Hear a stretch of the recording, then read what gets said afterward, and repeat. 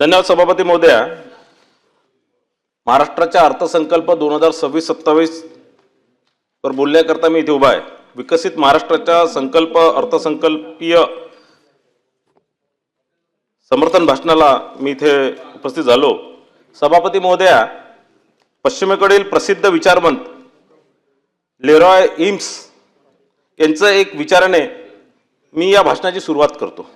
ते म्हणतात की a leader is one who sees more than others sees, who sees further than others sees, and who sees before others sees.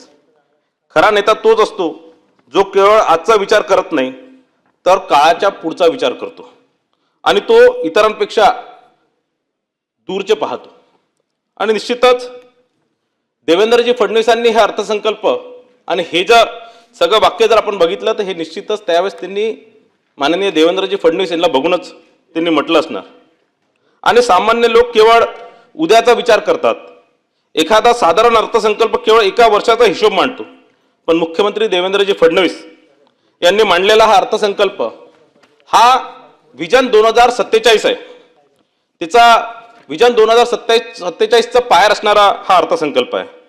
हा अर्थसंकल्प केवळ पुढच्या वर्षासाठी नाही तर पुढच्या पिढीसाठी तयार करण्यात आलेला हा अर्थसंकल्प आहे।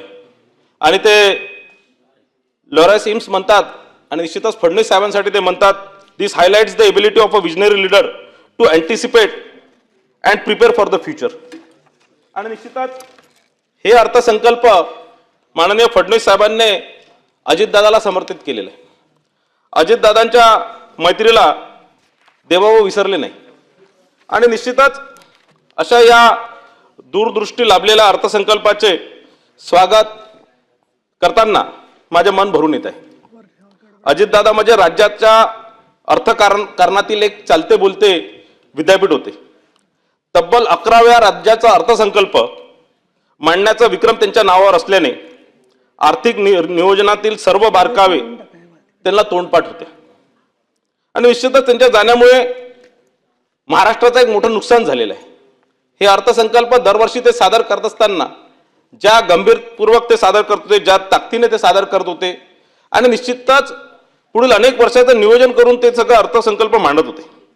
आणि आज त्या अजितदादांची आठवण म्हणून सरकारने अजितदादांच्या कार्याचा गौरव म्हणून त्यांचं भव्य स्मारक उभारण्याचा निर्णय घेतलेला आहे। सोबतच अजित पवार गतिमान नागरी सेवा पुरस्कार सुरू करण्याची घोषणा ही फार कौतुकास्पद आहे। आणि निश्चितच अजितदादाची काम करण्याची स्टाईल, अजितदादा ज्या प्रकारे काम करत होते त्याच्यासाठी हे एक चांगलं घोषणा राज्य सरकारने केलेलं आहे। मी विरोधकी बाकावर बसलेल्या सगळ्यांचे भाषण ऐकत होतो। विशेष करून शशिकांत शिंदेजींनी त्यांच्या भाषणामध्ये सांगितले की इतके विकास कामं आले, इतके विकास कामं कशासाठी त्यांनी केले तर निवडणुकीत खर्च झाला पाहिजे, आमचे लोक विकत घेण्याकरता हे सगळं नियोजन त्यांनी केलेलं आहे। विशेष करून भारतीय जनता पार्टीला ते थोडंसं टीका टिप्पण्या करत होते। त्यांनी काही उदाहरण दिलं की आत्ताच आमचा जिल्हा परिषद सदस्य निवडून आला आणि त्याला विकत घेण्याचं काम भारतीय जनता पार्टीने केलं। पण मी या माध्यमातून शशिकांत शिंदेजी आणि त्यांच्या पक्षाला विचारतो की अशा ज्या विचारशून्य नेत्यांची फौज का तयार करावी, अशा ज्या विकाऊ लोकांना का आपण निवडून द्यायचं आणि का अशा लोकांना तिकीट द्यायची जे तुमच्यासोबत राहू शकत नाही। आणि अशा बिका लोकांचे फौज जर तुमच्याकडे असणार तर निश्चितच तुम्ही कधीच लोकांचा विश्वास जिंकू शकणार नाही। तर ते बिकाऊ लोकच विकले जातात। आणि म्हणून मला असं वाटतं की त्यांनी पहिले स्वतःचं आत्मचिंतन केलं पाहिजे, स्वतः आपले लोक का फुटतात हे बघितलं पाहिजे, आपले लोक का आपल्यावर नाराज होतात हे बघितलं पाहिजे। आणि म्हणून आज ते सुद्धा म्हणत होते दुसरं की आज अजितदादांबद्दल त्यांना इतकं पुडका येत होता की अजितदादांच्या नावावर लाडकी बहीण योजना देण्यात यावी, लाडक्या बहीण योजनेचं नाव अजितदादांच्या नावाने देण्यात यावं। पण मी त्यांना हे सांगतो की अजितदादांच्या नावावर आम्ही याच्यापेक्षाही मोठी योजना आणू आणि पुढच्या वर्षी किंवा या वर्षी निश्चितच ती घोषणा होणार आहे। अरे ती जुनी झालेली योजना, जुनी पुराणी झालेली योजना आहे। पण आज जे अजितदादांवरती जे इतकं प्रेम, आज जे अजितदादांवर जे इतकं प्रेम यांचं उतू चाललेलं आहे, याच लोकांनी अजितदादांच्या विरोधात अनेक कुरघोड्या केल्या। याच लोकांच्या कुरघोड्यामुळे अजितदादा आमच्यासोबत आले आणि याच लोकांनी अजितदादाला फार त्रास दिलेला आहे आणि म्हणून हे विसरता कामा नये आणि म्हणून या लोकांनी जे जे त्रास अजितदादांना दिलं होतं त्याची आठवण करून घेतली पाहिजे. आज अजितदादा गेल्यानंतर निश्चितच त्यांच्याबद्दलचा पुळका हे सगळे राष्ट्रवादी काँग्रेस शरद पवारचे नेते आज इथे बोलतात आहे. ते आणखीन एक बोलले की नुसतं कर्जमाफी झाली नाही पाहिजे. 6 तारखेला कर्जमाफीची घोषणा झाली, 5 तारखेपर्यंत हे सगळे विरोधक कर्जमाफी झाली पाहिजे, शेतकऱ्यांना कर्जमाफी मिळाली पाहिजे असे नारे देत होते आणि 6 तारखेला कर्जमाफी घोषणा झाल्यावर बोल कर्जमाफी नाही पाहिजे होता, 7-12 कोरा पाहिजे होता. शशिकांत शिंदेंनी बोलले की 7-12 कोरा पाहिजे होता. आता 7-12 कोरा म्हणजे काय? 7-12 कोरा म्हणजे 7-12 काय असतं? त्या शेतकऱ्याचं नाव असतं, त्याच्या कुटुंबाच्या लोकांचं नाव असतं, ते किती हेक्टर जागा आहे ते असतं आणि म्हणजे तेच कोरा करायला हे निघालेलं आहे. म्हणजे शेतकऱ्याच्या नावावर कोणती जमीन शिल्लक ठेवायची नाही असं यांची मला वाटतं नीती आहे. आणि निश्चितच या मुख्यमंत्र्यांनी जे सादर केलेला हा अर्थसंकल्प दिवंगत अजितदादांच्या 11व्या अर्थसंकल्प मांडण्याच्या समृद्धी वारसाला आणि त्यांच्या आर्थिक शिस्तीला समर्पित केलेला आहे. दादांनी घालून दिलेली कठोर शिस्तचं पालन या अर्थसंकल्पात करण्यात आलेलं आहे आणि हे शिस्त पालन करून शासनाने फिस्कल डिफिसिट प्रमाणात राखलेले आहे. महसूल वाढीच्या वेगाचा दादांचा वारसा या अर्थसंकल्पात जपलेला आहे. 2026-27 साठी 6.16 लाख कोटीची महसूल जमा अंदाजित केलेली आहे. ग्रामीण विकासासाठी डिस्ट्रिक्ट प्लॅनिंग कमिटी डीपीसी ना बळकटी देण्याच्या दादांच्या कार्यपद्धतीनुसार यंदा 21,867 कोटी रुपयाची भरीव तरतूद केलेली आहे, जी मागील वर्षाच्या तुलनेत 1,702 कोटींनी अधिक आहे. एक सोशल जस्टिसचा निश्चितच या माध्यमातून सर्वसमावेशक सगळ्यांना सोबत घेऊन चालण्याचा एक संदेश या अर्थसंकल्पाने दिलेला आहे. आपल्या महाराष्ट्रातील आदिवासी बांधवांकरता 2,75,626 कोटीची तरतूद यामध्ये केलेली आहे. अनुसूचित जातीसाठी 23,150 कोटी आणि ट्राईब्ससाठी 21,723 कोटीच्या कार्यक्रमांसाठी भरीव निधी देऊन या एक सर्वसमावेशक अर्थसंकल्प या माध्यमातून सादर केलेला आहे.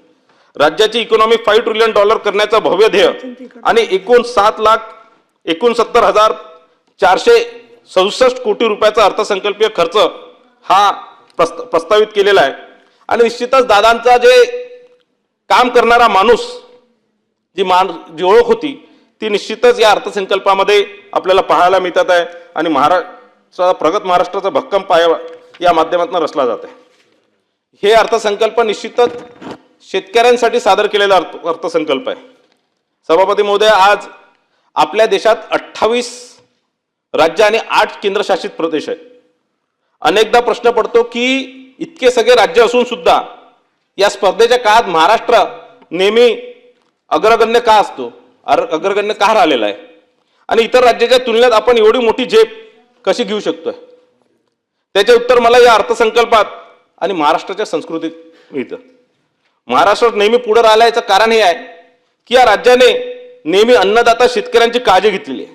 जेव्हा शासन आपल्या अन्नदात्याच्या पाठीशी खंबीरपणे उभा राहतो तेव्हा तो बळीराजा आपल्या घामातून राज्याच्या प्रगतीचे नवीन शिखर गाठतो. आणि या अर्थसंकल्पात शेतकऱ्यांसाठी तरतुदी पाहिल्या की याची खात्री निश्चितच पटते की महाराष्ट्र नंबर 1 काय आणि का पुढेही अनेक वर्ष राहणार.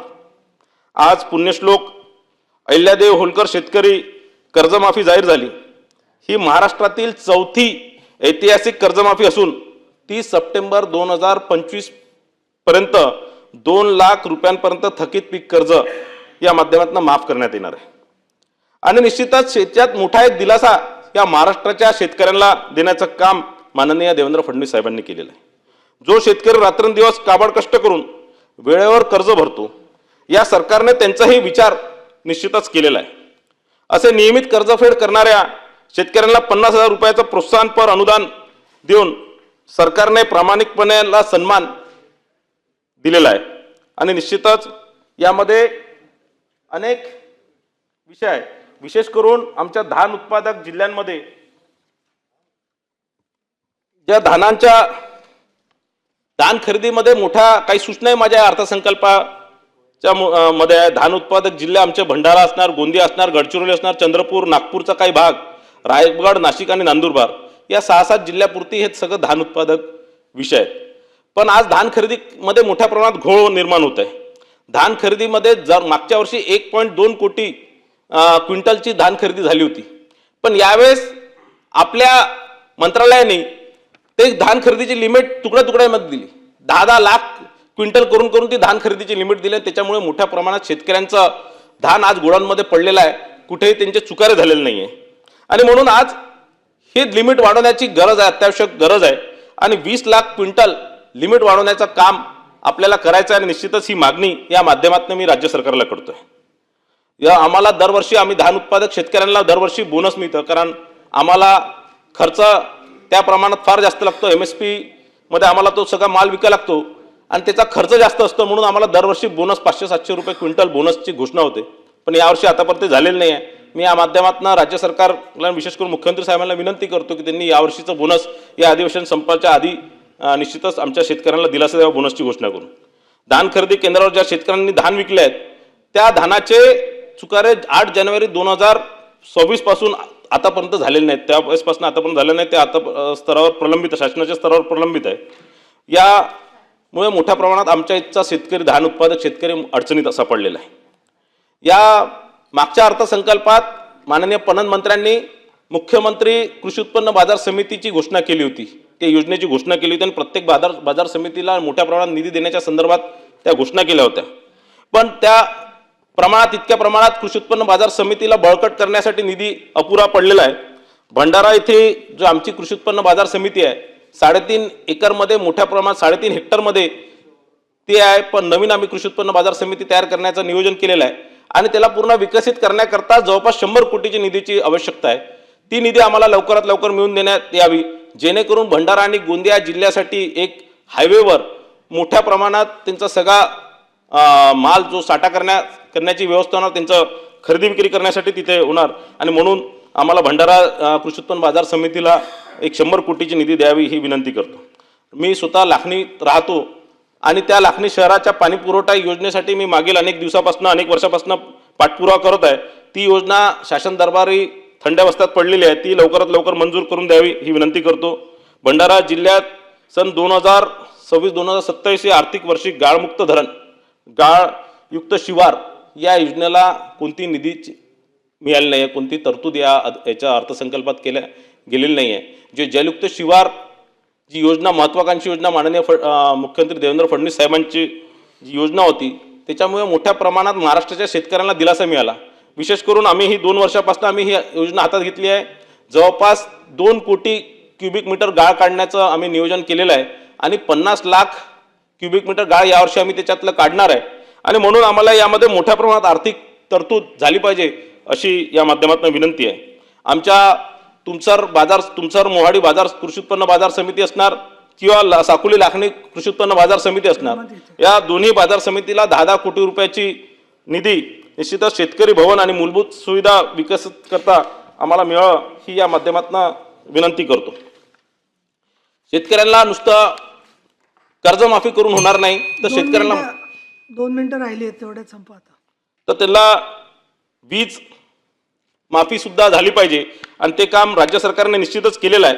आणि म्हणून मुख्यमंत्री सौर कृषी वाहिनी योजना 2 अंतर्गत 16,000 मेगावॉट सौर ऊर्जा निर्माण करून शेतकऱ्यांना दिवसा 100% वीज पुरवठ्याचा जो उद्देश आहे, कारण याच्या आधी नेहमी शेतकऱ्यांमध्ये मागणी होती आणि विरोधक नेहमी ओरडत होते की शेतकऱ्यांना दिवसा वीज मिळाली पाहिजे, रात्री सापा चावतात किंवा किडे चावतात किंवा काही अडचण होतं. तर म्हणून शेतकऱ्यांसाठी मोठी एक ही योजना या माध्यमातून सरकारने घोषणा केली आणि आता शेतकऱ्याला दिवसा वीज मिळणार. मुख्यमंत्री बळीराज मोफत वीज योजनेअंतर्गत 7.5 HP पर्यंतच्या पंपांना 100% वीज बिल सवलत देण्याचं काम या माध्यमातून राज्य सरकारने केलेलं आहे. 52,000 कोटीची वीज बिल माफ करून, जे शेतकऱ्यांचे जे थकीत वीज बिल होते ते माफ करून एक सरकारने एक ऐतिहासिक निर्णय घेतलाय. आम्ही शेतकऱ्यांच्या शेतात मोफत वीज देऊन उजेड पाडला आणि तिकडे विरोधकांच्या छावणीत आपोआप अंधार पसरला. सौर पंप बसवण्याच्या मोहिमेत आम्ही Guinness book of world record मध्ये आमची नोंद केलेली आहे. आम्ही रेकॉर्ड मोडण्यासाठी जन्माला आलेलो आहे आणि आमचे गिनीज बुकमध्ये आलेले आहे, आमचे नाव गिनीज बुकमध्ये आलेले आहे. सतत तक्रार करत रडणाऱ्या विरोधकांचे नाव फक्त तक्रार पुस्तकीत आलेलं आहे. माझी यामध्ये काही सूचना आहे की पूर्व विदर्भातील शेतकऱ्यांना जे धानाचे शेतकरी आहे त्यांना मोठ्या प्रमाणात पाणी लागतं आणि इतर ठिकाणाच्या तुलनेत 60% अधिक पाणी आम्हाला लागतं आणि म्हणून या ज्या कृषी पंपांच्या माध्यमातून आम्हाला पुरेसे पाणी मिळत नाही आणि आज राज्य सरकारने कृषी पंप देता चांगला एक निर्णय घेतलेला आहे, पण त्यासोबत MSCBचे जे वीज कनेक्शन आहे ते शेतकऱ्यांना मिळत नाही. ज्या लोकांनी 2-3 वर्षापासून पैसे भरले त्याही लोकांना आतापर्यंत ते पैसे त्यांना ते वीज कनेक्शन मिळत नाही. त्याही लोकांना आपण वीज कनेक्शन द्यावं ही या माध्यमातून विनंती करतो. 500 फुटाच्या वर ज्या बोर गेलेले आहे त्यांना या सोलर पंप कुठेही काम देत नाही आणि म्हणून त्या लोकांना वीज देण्यात यावी ही या माध्यमातून विनंती करतो. मी फक्त या एक शेवटचं 1 मिनिट राहिलेलं आहे. यामध्ये सभापती महोदय, हा अर्थसंकल्प म्हणजे केवळ 4 स्तंभ आणि 16 उपक्षेत्रात गणित नाही, तर तो महाराष्ट्राच्या मातीतील प्रत्येक घटकाचं स्वप्न ना दिलेला एक शब्दपूर्ती आहे. विरोधकांचा विचारात आहे की या अर्थसंकल्पात काय मिळालं, म्हणजे सगळे विरोधक काय विचारतात की अर्थसंकल्पात काय मिळालं.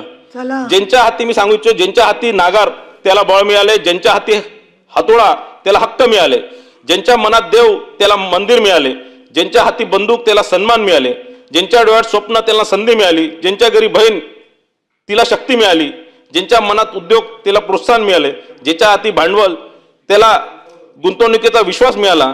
आणि निश्चितच या माध्यमातून मी फक्त एका 2 लाईनीत मी संपवतो, कारण हे अर्थसंकल्प विरोधक फार टीका करतात आहे, पण तुम्ही जे आतापर्यंत केलं किंतु परंतु लेकिन यदि मगर अगर मगर काश नहीं करते, कुछ कर गुजरने वाले बहानों की तलाश नहीं करते, आणि जे तुम्ही सांगून राहिले की पैसे कुठून आणणार, इतके मोठ्या घोषणा केल्या, कर्ज झालं, व्याज कुठून भरणार, तर निश्चितच हम कुछ कर गुजरने वाले, हम बहाने की तलाश नाही करते. आणि एक चांगला अर्थसंकल्प या माध्यमातून निश्चितच फडणवीस साहेबांनी या राज्य सरकारने सादर केलेला आहे आणि हे यशस्वी करण्याचं काम माननीय मुख्यमंत्री करणार. धन्यवाद सभापती महोदय.